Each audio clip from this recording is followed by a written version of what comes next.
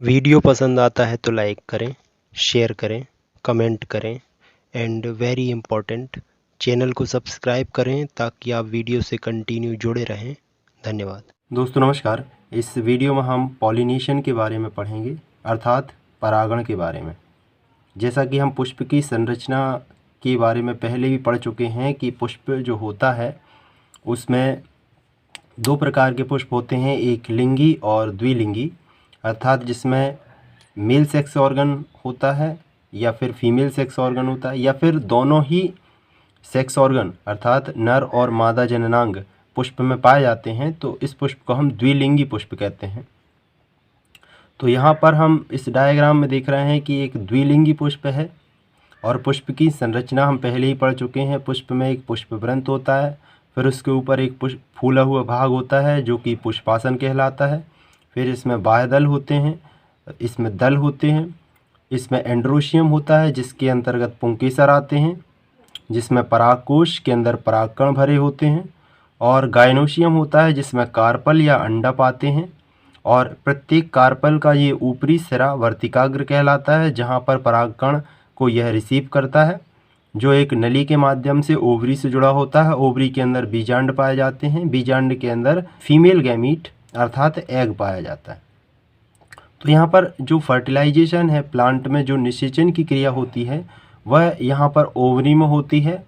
और निषेचन की क्रिया के होने के लिए सबसे ज़्यादा ज़रूरी है परागण का होना, क्योंकि अगर परागण नहीं होगा तो निषेचन भी नहीं होगा। तो परागण क्या है? परागकणों का वर्तिकाग्र पर पहुंचना, जहां पर परागकणों का अंकुरण होता है और फिर यहां पर ये मेल गैमीट यहाँ ओवरी में बीजांड में उपस्थित फीमेल गैमीट्स को निषेचित करता है और निषेचन होता है, जिसके फलस्वरूप ओवरी फल में बदल जाती है और बीजांड बीज में बदल जाता है। तो परागण क्या है? परागण परागकणों का वर्तिकाग्र पर स्थानांतरण अर्थात पोलन ग्रेन का स्टिग्मा पर पहुंचना ही परागण कहलाता है। परागण मुख्य रूप से दो प्रकार का होता है। पहला स्वपरागण अर्थात सेल्फ पॉलिनेशन, दूसरा परपरागण अर्थात क्रॉस पॉलिनेशन। तो परागण के टाइप्स को अगर हम देखें तो परागण मुख्य रूप से दो ही प्रकार का होता है, स्वपरागण और परपरागण। स्वपरागण में एक पुष्प के परागकण उसी पुष्प के वर्तिकाग्र को परागित करते हैं, अर्थात पुष्प के परागकण उसी पुष्प के वर्तिकाग्र को परागित करते हैं, उसी पुष्प के वर्तिकाग्र पर पहुंचते हैं, जो कि अपने आप से हो जाता है क्योंकि परागकण भी उसी में लगे हैं और वर्तिकाग्र भी उसी में है, तो अपने आप से हो जाता है। यहाँ पर किसी माध्यम की ज़रूरत भी नहीं होती है। और यहाँ पर एक चीज़ ध्यान देने वाली है कि यहाँ पर जो जनक होता है, पेरेंट होता है, वो एक ही होता है, एक ही प्लांट होता है, जिसका डीएनए इस परागकण में अर्थात मेल गैमीट में भी सेम होगा और इसका जो डीएनए है फीमेल गैमीट में भी सेम होगा। तो यहाँ पर कोई भी जेनेटिक रिकॉम्बिनेशन नहीं होता है, कोई भी आनुवांशिक पुनर्संयोजन नहीं होता है, दो आनुवांशिक पदार्थ नहीं मिलते हैं यहाँ पर, क्योंकि यहाँ पर प्लांट एक ही होता है, एक ही पेरेंट होता है। स्वपरागण के प्रकारों को देखें तो स्वपरागण दो तरह से हो सकता है। एक ही प्लांट में एक द्विलिंगी पुष्प लगा हुआ है जिसमें उस पुष्प के परागण उसी पुष्प के वर्तिकाग्र को परागित करते हैं, तो इसे हम कहते हैं ऑटोगैमी, अर्थात एक पुष्प के परागण उसी पुष्प के वर्तिकाग्र पर पहुंचते हैं। और दूसरा होता है सजात पुष्पी परागण अर्थात गाइटोनोगैमी, जिसमें एक पुष्प के परागकण उसी पौधे के किसी दूसरे पुष्प के वर्तिकाग्र पर पहुंचते हैं, अर्थात एक पुष्प के परागकण किसी दूसरे पुष्प को परागित करते हैं लेकिन उसी प्लांट में, तो इसे हम कहते हैं सजात पुष्पी परागण।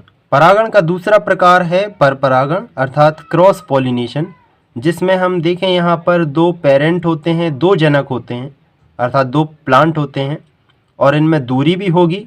तो यहाँ पर हम कह सकते हैं कि जो परागकण हैं उनको वर्तिकाग्र पर पहुँचाने के लिए किसी माध्यम की भी ज़रूरत पड़ेगी, और ये माध्यम अजैव माध्यम हो सकता है या जैव माध्यम हो सकता है, अर्थात एबायोटिक एजेंट के माध्यम से परागण हो या किसी बायोटिक एजेंट के माध्यम से परागण हो, जैसे कोई कीट है, तितली है, या किसी एनिमल के माध्यम से जो परागकण हैं वह किसी दूसरे पौधे में वर्तिकाग्र तक पहुँचे।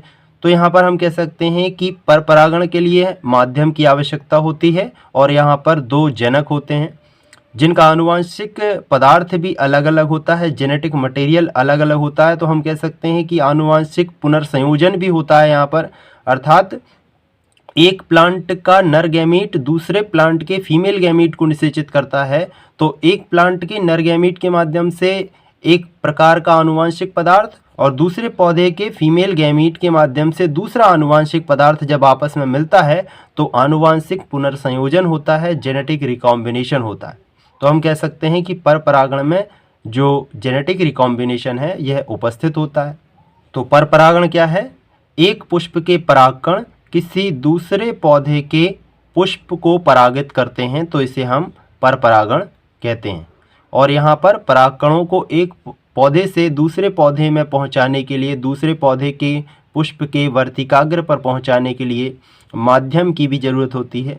और इस माध्यम के हिसाब से हम पर परागण के प्रकारों को देखें तो दो तरह के होते हैं। एक तो एबायोटिक एजेंट होते हैं जिसमें परागण करने के लिए, और दूसरा बायोटिक एजेंट होते हैं परागण करने के लिए। तो दो तरह से ये पर परागण हो सकता है। अबायोटिक एजेंट अर्थात अजैविक कारक में वायु आती है और जल आते हैं, तो हम कह सकते हैं कि पर परागण में जो एबायोटिक एजेंट हैं वायु, तो वायु परागण को हम कहते हैं एनिमोफिली, अर्थात वायु के माध्यम से परागकण उड़कर वर्तिकाग्र तक पहुंचते हैं। ये जिम्नोस्पर्म का एक विशेष कैरेक्टरिस्टिक्स है, अर्थात विशेष फीचर है, इसका यूनिक फीचर है जिम्नोस्पर्म का, जिसमें एनिमोफिली पाया जाता है। इसके अलावा घास कुल के पौधे जो होते हैं जैसे कि गेहूं है, धान है, मक्का है, इनमें भी वायु परागण होता है। दूसरा होता है जल परागण अर्थात हाइड्रोफिली।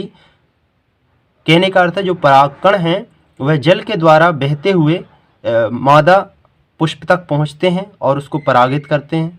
उदाहरण इसमें जलीय पौधे ही आएंगे क्योंकि जल परागण जलीय पौधों में ही हो सकता है। तो यहाँ पर हाइड्रा है, सेरेटोफिल्लम है, वेलेस्नेरिया है, ये इसके उदाहरण है। वेलेस्नेरिया में तो पूरा नर पुष्प ही तैरकर जल के द्वारा मादा पुष्प तक पहुँचता है। यहाँ पर नर पुष्प प्लांट से अलग होकर तैरकर जाते हैं मादा पुष्प तक। तो यहाँ पर जल परागण में जो कारक होता है वह जल होता है परागण के लिए, और वायु परागण में जो कारक होता है परागण करने के लिए जो माध्यम होता है वह यहाँ पर वायु होती। दूसरा यहाँ पर बायोटिक एजेंट भी होते हैं, कुछ जैव कारक भी होते हैं जो परागण के लिए जिम्मेदार होते हैं। यहाँ पर अगर हम कीटों को देखें, कीट के माध्यम से जब परागण होता है तो इसको हम एंटोमोफिली कहते हैं। इसमें बहुत सारे पौधे आते हैं, लगभग अधिकांश पौधों में कीट परागण ही होता है क्योंकि कीटों की बहुत सारी प्रजातियाँ यहाँ पर जाने अनजाने में परागण के लिए जिम्मेदार होती हैं।